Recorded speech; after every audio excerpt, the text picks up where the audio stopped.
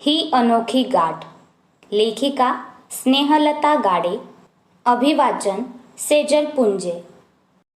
मागील भागात तुम्ही आरोही आणि त्रिलोकची झलक पाहिली असेलच, तर आता पुढे पाहूया आपल्या नाजूक प्रेमळ आरोहीच्या आयुष्यात नक्की काय लिहिलं आहे नियतीने.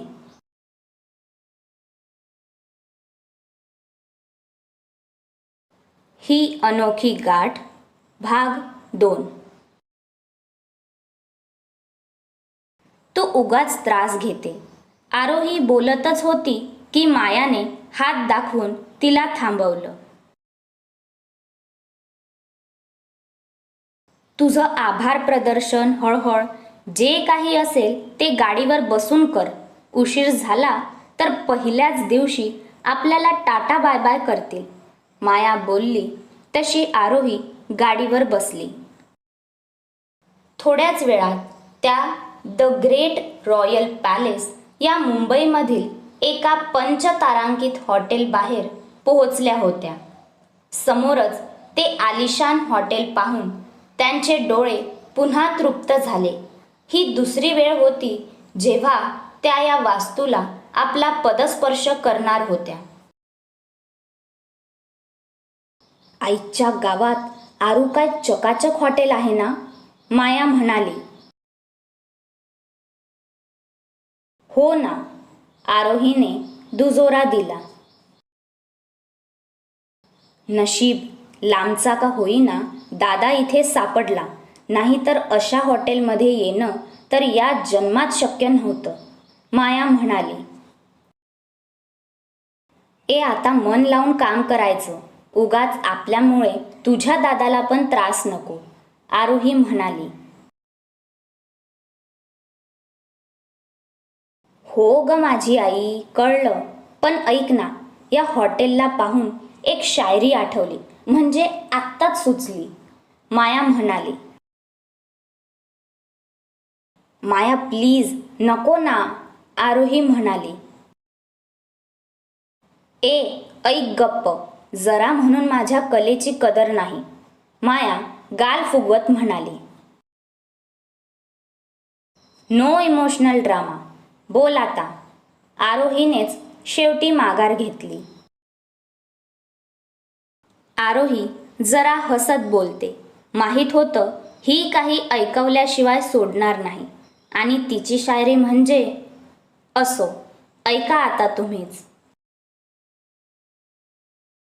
अर्ज किया है, माया म्हणाली. इर्शाद इर्शाद, आरोही बोलते.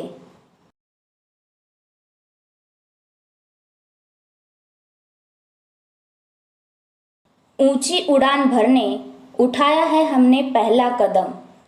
अर्ज किया है, ऊंची उड़ान भरने उठाया है हमने पहला कदम. इस होटल को देख मेरा दिल बोला, तारा रमपम पम, तारा रमपम पम. आई ग, कोणीतरी रुपया पण तोंडावर फेकून मारणार नाही अशी बकवास होती. बाई तू सगळं कर, पण शायरी नको करू. कसा होता? अगदी खूप काही मोठा तीर मारल्यावर आनंद होतो तसा आनंद तिच्या चेहऱ्यावर दिसत होता. वा वा, क्या बकवास है, आरोही बोलून पुढे निघून गेली. मायाला फक्त वाह वाह कळलं. पुढचं समजायला वेळ लागला आणि ती चिडून तिच्या मागे गेली. दोघींचा अवतार पाहूनच वॉचमनने अडवलं. भाई, हमको आज जाने दो, काम करणारे बाबा हमको यहाँ समजता नहीं क्या, पैर पडू का तेरा, जाने दे रे बाबा. माया आणि तिची हिंदी दोन्ही गोष्टींनी समोरच्याला अजूनच गोंधळून टाकलं. सर, हे आमचं अपॉइंटमेंट लेटर, न्यू जॉईनिंग आहोत आम्ही. आरोहीने दोघींचं लेटर त्याला दाखवलं तसं त्याने लगेच आत जाऊन दिलं. माया तोंड फुगवून तिलाच पाहत होती. इतकी हुज्जत घातली तेव्हा मला का नाही हे लेटर आठवलं म्हणून राग आला होता. मागच्या गेटने स्टाफसाठी एंट्री होती. दोघी आत आल्या. आतील नजारा पाहून दोघींचे डोळेच विस्फारले. हॉटेलची भव्यता आणि लक्झरी वातावरण यांचा समतोल साधून हॉटेलचे कॉरिडॉर तयार करण्यात आले होते. वरती सुंदर असे अलाबास्टर छत, गोमेद स्तंभ, क्रिस्टल झुंबर आणि आजूबाजूला असलेले उच्च प्रतीचे फर्निचर पाहून कोणीही हरखून गेलं असतं. M.F. हुसैन यांनी चित्रित केलेल्या काही आकर्षक पेंटिंग जागोजागी लावल्या होत्या. Waiting room, spa, indoor games, swimming pool, parlour, event space, restaurant, bar आणि लाऊंज असे बरेच काही नजरेस पडत होते. लहान मुलांना खेळायला play zone area, baby sitting सुविधा, शॉपिंग हब. अगं बाई बाई, सगळं पाहून माया तर चक्कर येऊन पडणार होती. ए आरू, मी मेले तर माझ्या घरच्यांना 10 वेळा लाडूचं जेवण ठेवायला सांग, मला फार आवडतात. माया डोक्याला हात लावून बोलली. देईन एक ठेवून, उगाच आगाऊपणा करू नको. चल पटकन. आरोही कामाशी काम ठेवणारी होती. मायाला जवळजवळ ती ओढतच घेऊन गेली.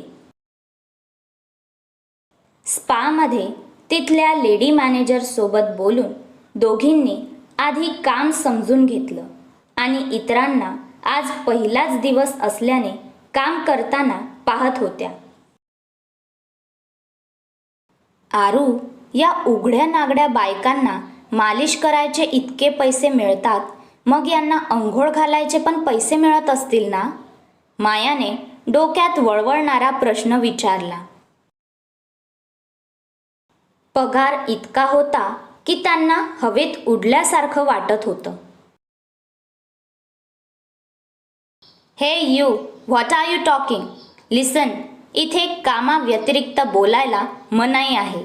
बॉसने पाहिलं तर कचरा काढावा तसे बाहेर काढून टाकतील. गेस्टसोबत व्यवस्थित बोलायचं, अंडरस्टँड? मिस एलिना त्यांच्याकडे पाहून ओरडत बोलली. तशा दोघी गप्प झाल्या. टक टक त्याच्या बुटांचा आवाज कानावर पडला आणि तिथे सगळेच अलर्ट मोडवर गेले.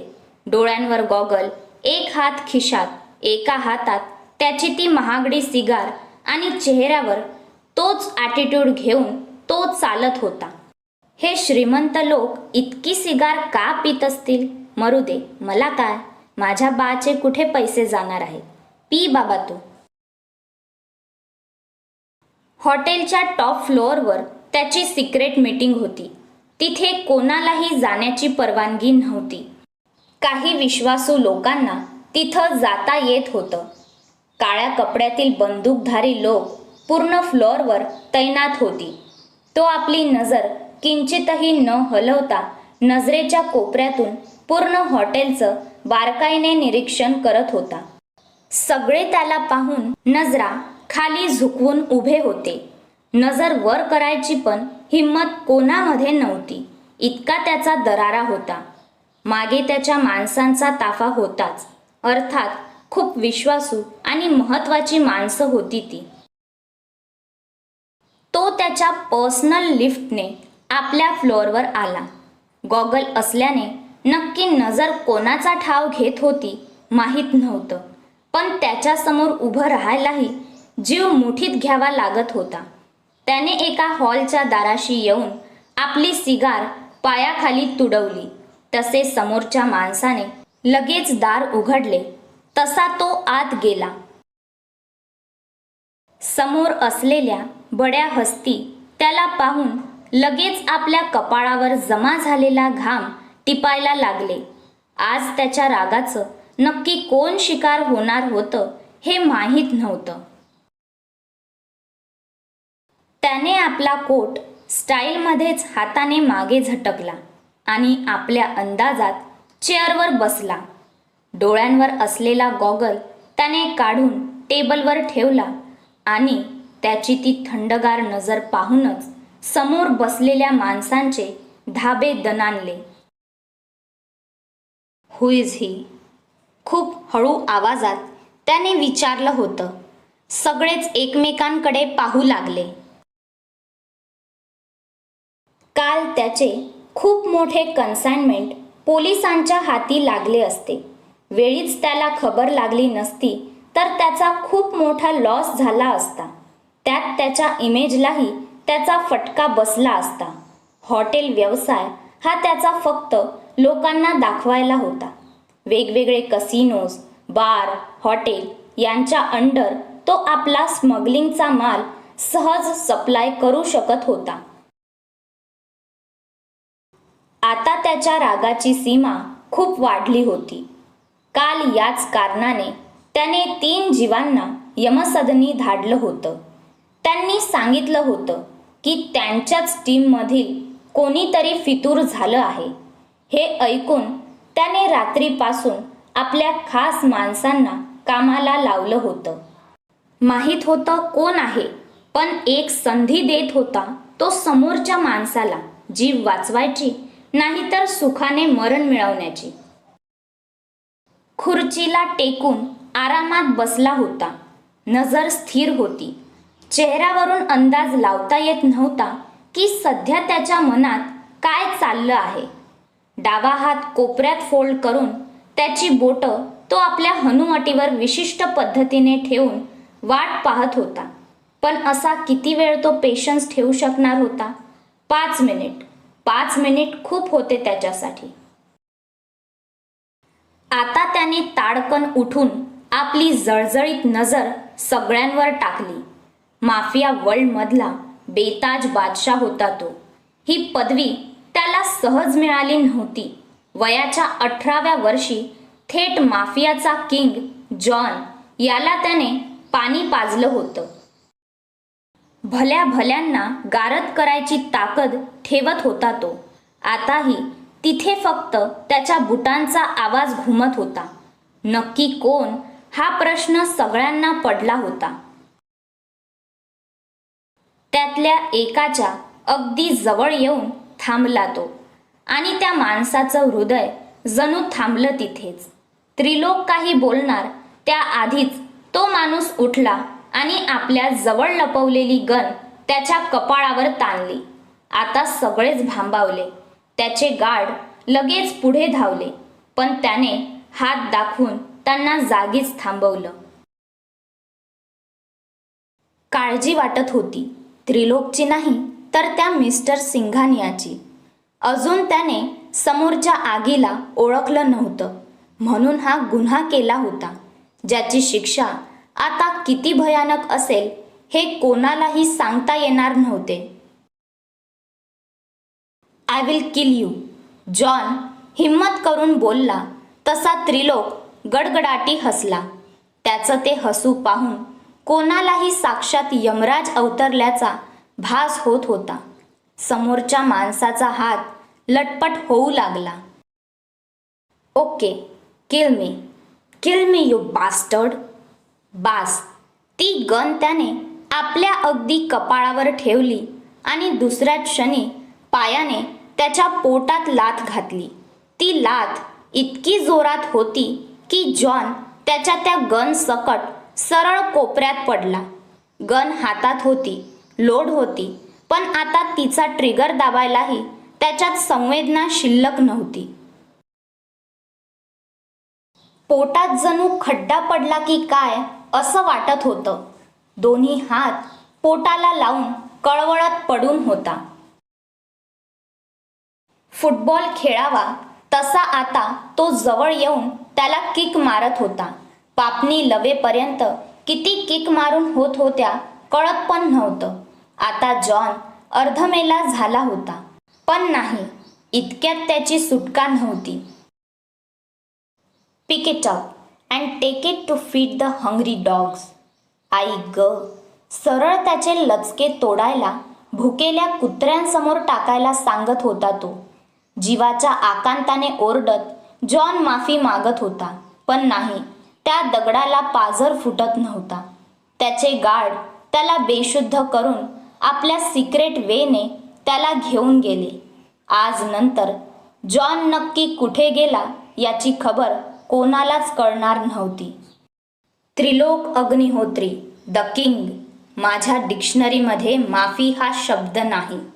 So don't do that again anyone. पुन्हा कोणी हिम्मत करू नये म्हणून धमकावत होता. आपला कोट सरळ करत तो पुन्हा तिथून बाहेर पडला. डोळ्यांवर गॉगल आणि चेहऱ्यावर आता किलर स्माईल होती. जणू दोषीला शिक्षा देऊन त्याचं मन शांत झालं होतं. जॉन, त्याचा पर्सनल बॉडीगार्ड कम सिक्युरिटी चीफ, चालता चालता जागीच थांबून त्याने आवाज दिला आणि मागून त्याची स्पीड मॅच करत चालणारा जॉन त्याला येऊन धडकला. Sorry boss. लगेच सॉरी म्हणून मोकळा झाला. अजिबात कुत्र्यांचं खाद्य बनायचं नव्हतं. त्रिलोकने आपल्या कपाळावर अंगठा हलका रब केला. आता हा नमुना तो का सांभाळत होता माहीत नव्हतं, पण यालाच काय ते त्याने जीवनदान दिलं होतं. रात्रीची मीटिंग फिक्स कर. सगळी तयारी सांगितली तशीच कर. काही घडलं तर हँडल करता आले पाहिजे. ऐनवेळी त्याने मीटिंग ठेवली होती. समोरच्या माणसाला वेळ देणार नव्हता तो काहीच तयारी करायला. लवकरच त्याची दुसरी मोठी कन्साइनमेंट जाणार होती. त्यासाठी तो आधीच काही डील करून ठेवणार होता. Yes boss. जॉनने आज्ञाधारकप्रमाणे मान हलवली तसा त्रिलोक आपल्या केबिनमध्ये निघून गेला. काय वाटतं मंडळी, या निर्दयी आणि क्रूर राजाची राणी असेल तरी कशी? जाणून घ्यायचं असेल तर मला सबस्क्राईब करून पुढील भाग नक्की ऐका. आजचा भाग आवडला असेल तर आपल्या त्रिलोकसाठी 2 शब्द होऊनच जाऊ द्या आज. काय मग, करताय ना कॉमेंट्स? चला, पुढील भाग घेऊन मी लवकरच येईल. तोपर्यंत राम राम मंडळी.